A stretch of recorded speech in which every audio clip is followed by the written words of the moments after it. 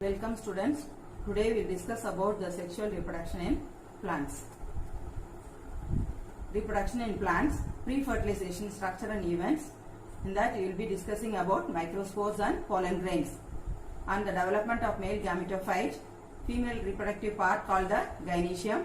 We will discuss only about the structure of the ovule, which is the megasporangium. The pre-fertilization structure and events. These microspores are developed from the microspore mother cell, where the pollen grain is derived from the microspore. The microspore has got a protoplasm surrounded by a wall which is to be fully developed. The pollen protoplasm consists of, in the middle you can have a very clear nucleus surrounded by the dense cytoplasm, and the wall is differentiated into two layers. Namely, the inner layer is called the intine, the outer layer is called the exine, and the intine is very thin and it will be very uniform, which is made up of pectin, hemicellulose, cellulose and callose, and with some amount of proteins. And the exine is very thick and it is made up of cellulose, sporopollenin and pollen kit. Last class itself I have told about sporopollenin and pollen kit. And the exine is not uniform and is thin at certain areas. And these thin areas are with small and round, and it is called germ pores, and when it is elongated it is called furrows, and it is association with germination of pollen grains. The sporopollenin is generally absent in germ pores, and the surface of the exine is either smooth or sculptured in various patterns. They may be rod-like or grooved or warty or punctuate, and the sculpturing pattern is used in the plant identification and classification. And what is the shape of the pollen grains means? It varies from species to species. It may be globose, ellipsoid, fusiform, lobed, angular or crescent shape. What is the size of the pollen grain means? It is 10 micrometers, that is in myosotis. One mark question. What is, give an example for 10 micrometers pollen grain. That is, example is myosotis, and it extends up to 200 micrometers. Where can you see means it is in the family of Cucurbitaceae and Nyctaginaceae. And what is palynology? It is a study of pollen grains and to identify the distribution of coal and to locate the oil fields. Pollen grains reflect the vegetation of the area. Then what is cryopreservation means? You have to store these pollen grains in liquid nitrogen at minus 196 degrees centigrade is used to preserve pollen in viable condition for prolonged duration. This process is called cryopreservation. Next we will see about the wall material, that is sporopollenin is contributed by both pollen cytoplasm and tapetum. So the origin is from pollen cytoplasm and also from tapetum, and it is derived from the carotenoids also. And what is the purpose means? It has got resistant to physical and biological decomposition. It helps to withstand high temperature and resistant to strong acid, alkali and enzyme action.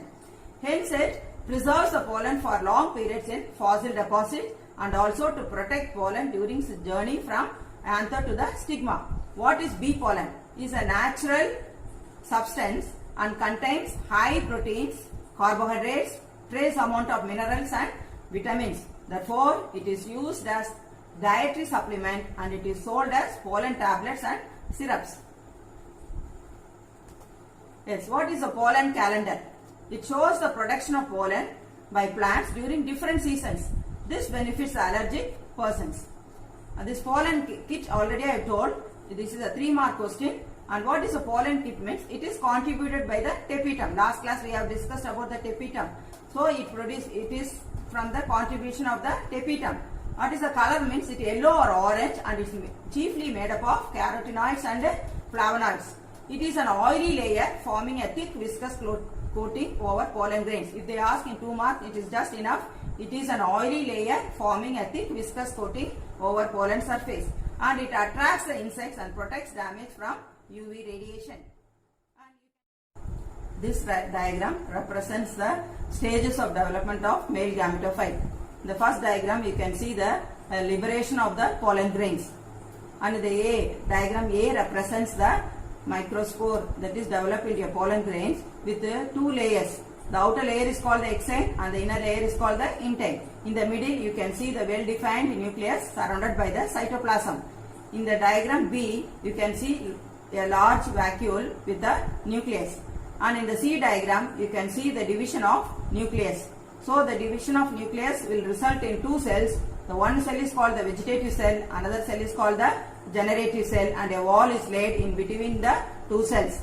And in the diagram E, you can see the germination of the pollen grain, and it forms a pollen tube from the intake. So the generative nucleus and the tube nucleus enters into the pollen tube, and it divides, and the generative cell nucleus will divide again to produce two male gametes, and you can see the three nuclear stage here. And next we will move on to the female reproductive part, which is called the gynoecium. Gynoecium is the female reproductive part of the flower.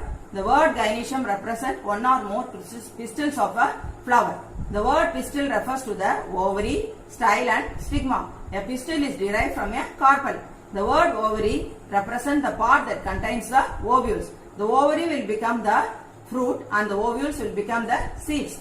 And what are the parts you can see? Means the top part is called the stigma, which is a landing platform for pollen grains. And the style is the elongated slender part beneath the stigma. And the basal swollen part is called the ovary. And in the ovary you can see the ovules. The gynoecium arises as a small papillate outgrowth of meristematic tissue from the growing tip of the floral primordium. It grows actively and soon gets differentiated into ovary, style and stigma. The ovules or megasporangia arise from the placenta. The number of ovules in an ovary may be 1. Examples are paddy, wheat and mango. But in some cases it may be many. They are papaya, watermelon and orchids. And you can see the structure of ovule here, megasporangium, and you can expect this as a slide in your practical class. And what are the structures you can see? Means the chalazial end, chalazial part, the micropylar part, the nucellus in the middle, and the covering layer is called the integument, and you can see the raphe, and you can see the funicle also. We will discuss this one by one. What is the integument? The outermost covering of the ovule is called the integument, and it is protective in nature. It may be with one or two coverings. And the next is called the nucellus. The body of the ovule is made up of a central mass of parenchyma tissue, which is called the nucellus, which is with large reserve food materials. And what is a funicle means? The stalk of the funicle is present at the base, and it attaches the ovule to the placenta. And what is hilum means? The point of attachment of funicle to the part of the ovule is called the hilum. And what is a raphe mean? In the inverted ovule, the funicle is adnate to the body of the ovule, forming a ridge. And what is a chalaza? The basal region of the body of the ovule, where the nucellus, the integument and the funicle meet. This region is called the chalaza. And what is a micropyle? The integument encloses the nucellus fully, but there will be a pore at the top. This pore is called the micropyle. And the integuments may be one unitegmic or it may be more, that is bitegmic ovules respectively. Embryo sac or female gametophyte, oval, they may be oval or sac-like structure. In the nucellus, towards the micropylar end, it develops from the functional megaspore formed within the nucellus. And what is endothelium or integumentary tapetum? This may be a 2-mark questions, and the example for this is Asteraceae. In some species, unitegmic tenuinucellate, the inner layer of the integument may become specialized to perform the nutritive function for the embryo sac. There are two types of ovules based on the position of the sporogenous cell. One is tenuinucellate type, another one is crassinucellate type. For tenuinucellate type, you can see the single layer of nucellar tissue surrounded by it. Normally, the ovule have very small nucellus. If you have very small nucellus, it is tenuinucellate. If you have large nucellus, it is crassinucellate. But crassinucellate is developing from subhypodermal sporogenous cell, whereas the tenuinucellate is arising from the hypodermal cells. And there are two more important things. One is hypostase, another one is epistase. Group of cells found at the base of the ovule between the chalaza and the embryo sac is called the hypostase. And what is the epistase means? The thick-walled cells found above the micropylar region and above the embryo sac is called the epistase. Thank you, students. The expected questions are, you can expect what is a pollen kit, and they may be asked about integumentary tapetum. And the last one is very important question is